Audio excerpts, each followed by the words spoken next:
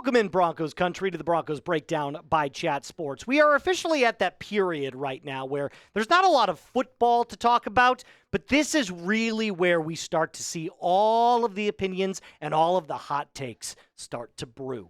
So I decided to follow that same trend. 3 hot Broncos takes for the 2025 season. Now, just as a kind of an FYI, my goal was to kind of walk the fine line between something outlandish and something that is kind of based in fact, kind of combine the two together, something that is kind of out there, but also could happen. So we're going to get into that here in just a second. I do want to start with a quote that ESPN's Jeff Legwold kind of wrote, and he's an ESPN analyst, writer type guy. And he basically just says that after they ended their 8-year playoff drought, talking about the Broncos last season, thanks to the top defense, many in the league believed that Denver would focus on reeling in more offensive impact players to surround the emerging quarterback, Bo Nix. But they went into a different direction by doubling down on defense. And if you go on to read the article, the take just kind of sits like this. It's just basically the Broncos need more offensive weapons. And I don't really agree with him, considering that the Broncos were really, really young on offense last year. That's neither here nor there, though. But I do want to mention that out of my hot takes today, 2 of them are offense. 1 is on defense. So 3 bold predictions ahead of the 2025 season. 2 offensively, 1 defensively. And my goal is to hit 2 out of the 3. So obviously, you want to hit 3 out of the 3 and be 100%, right? But my goal is 67%. If I hit on 2 out of these 3 bold takes, I'm going to be a happy camper. Now, before I get to my very first one, tell me your Broncos hot take in the comment section down below. It could be anything. I want the most outlandish thing that you have to say. Either way, just write it down in the comment section down below. I should see at least 50 hot takes in that comment section. Okay. Let's get to our very first hot take. And, of course, we're going to start with the offense. The first one being Bo Nix finishes top 5 in MVP voting. Now, you've probably heard me spout a couple of these takes before, especially when it comes to Bo Nix finishing top 5 in 2025. But I just want to take a step back and kind of revisit 2024. First couple of weeks, it was tough. Growing pains. Rookie growing pains, the speed and athleticism of the NFL clearly was on display and one of the things that he had to overcome. However, I do feel like that after that week 4, so week 5 to week 17, you really saw the maturation process of Bo Nix. You really saw Nix find his groove and start to understand not only Sean Payton's offense, but how the NFL game is played. No longer are you the best player on the field. You come into being one of the worst or having to prove to be one of the best players on the field. Whereas in college, you step onto the field. That last year in Oregon, he was better than like 93% of all the other players that he was around. So ESPN came out with their projection for what Bo Nix's stat line was going to look like in 2025. This is his second-year stat line projection. 4,000 passing yards. I'm okay with that. 27 passing touchdowns to 12 interceptions. This take blows more than wind, guys. It sucks. So you mean to tell me that with a better Broncos offense, Evan Ingram now is a weapon, a better running game, receivers getting older, and Bo Nix heading into year 2 with Sean Payton, he's going to have worse numbers than he did last year? You're out of your freaking mind. So, as always, I had to give my projections. Here's my prediction. 67.3% completion percentage. 4,000 passing yards. I like that one. That's okay. I'll let it sit. Passing touchdowns, 33. Interceptions, 9. And I feel like these numbers are good enough for top 5 in MVP voting. I don't necessarily know that he's going to win it, considering the guys that you'd be going up against, at least in my opinion. I get that this is maybe kind of a chalk take, but here are my 5 that I have as my predictions for MVP candidates this year. Again, I don't know who wins it. Way too early to tell. Josh Allen, Lamar Jackson, Bo Nix, Jaden Daniels, and Saquon Barkley. All 5 of these players have basically shown severe trending upwards. Saquon last year, in my opinion, probably should have won it, considering he had one of the greatest rushing seasons I've ever seen and that the NFL has ever seen. But, again, different conversation for a different day. This is just who I have right now in my MVP voting. Now, again, I feel like this is one of those takes where you could look at it and you can go, is that necessarily a super hot take, Moose, considering what Bo was able to do? And my answer to that is no, because there's a lot of disrespect right now surrounding Bo Nix, and I'm tired of it. So I got to ask you the same question. Will he finish top 5 in MVP voting? Yes or no? I feel like outside of Broncos fans, everyone just views Bo Nix as like a slightly bigger version of Brock Purdy, and that is insane to me. So that's where my first prediction sort of sits as it is right now. My second prediction, also on offense and surrounding one of our most recent draft picks. But before I get to that, let me tell you about our friends at Fanatics real quick. They definitely have shown out for the 4th of July, which is right around the corner.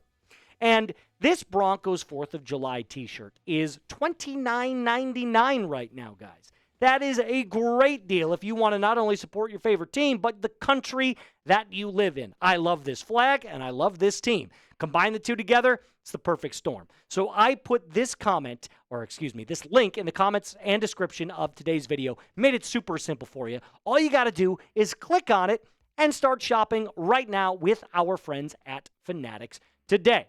It's a pretty sweet shirt, guys. I'm not going to lie to you. I think I might end up splurging on this when I head up to Minnesota for the 4th of July for my fiance's family. But again, they don't really love the Broncos. We'll just put it out like that. All right, so my second hot take.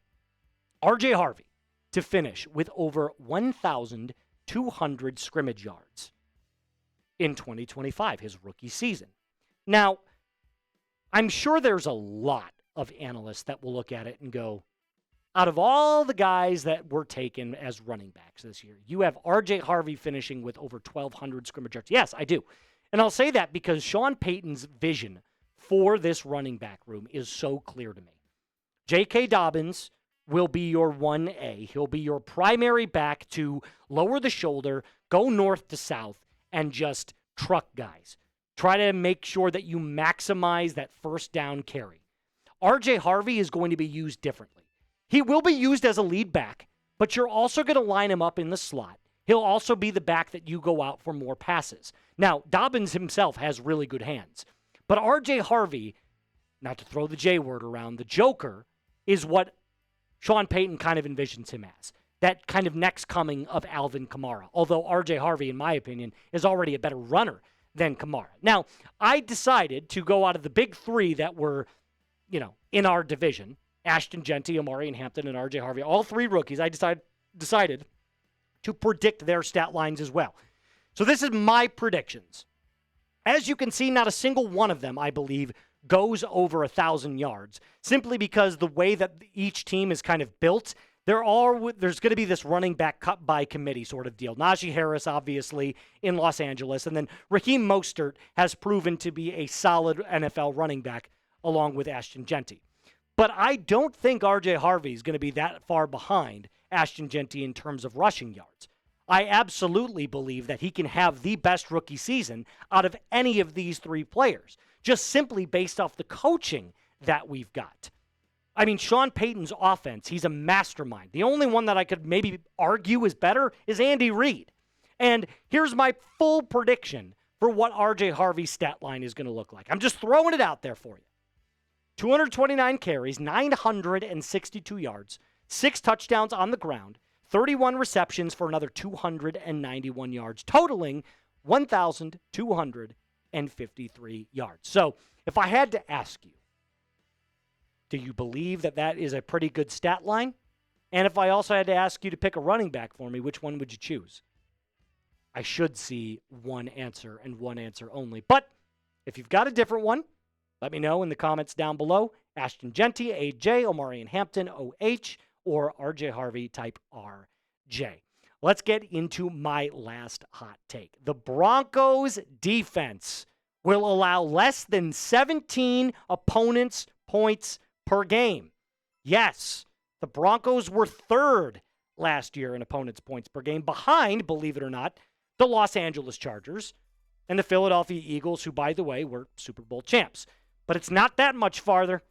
It's actually only 0.6 points behind. So I think that after what we saw last year from the Broncos defense, which has only gotten better, you could be looking at one of the best statistical defenses the NFL has seen in maybe 20 years. And it is easily, on paper, the best defense in the NFL. I think we can all agree on that. But how good is great? That's going to be the question that Broncos fans are going to have to answer.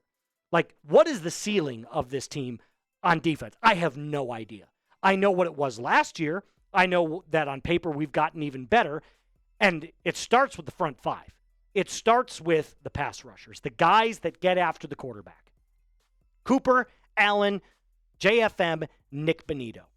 All four of those guys I'm expecting huge, huge numbers from. And then it also got better in free agency when we went out and beefed up our defensive backfield. We've already got the best corner in the game, guys. We drafted Jahdae Barron. He's going to end up probably starting at that nickel slot corner position. Brandon Jones had the best statistical season of his entire career last year. Talanoa Hufanga, one of the hardest hitting safety free agents. We went and picked him up. And Riley Moss is still a very solid cornerback too. All of those things combined lead me to believe that this is the most skilled defense in the NFL. And yes, I'm including that with the Super Bowl defending champion Philadelphia Eagles. So those are my three hot takes. If you agree with them, let me know in the comment section down below. Give me a thumbs up on this video if you do. And you can also follow me on X and on Instagram. I'm trying to grow my platform. I talk about the Broncos all day, every single day. Same handle for both. Made it super easy for you. So give me a follow on X and give me a follow on Insta if you would like. That's going to do it for us on today's episode of the Broncos Breakdown. My name is Moose, and as always, be cool.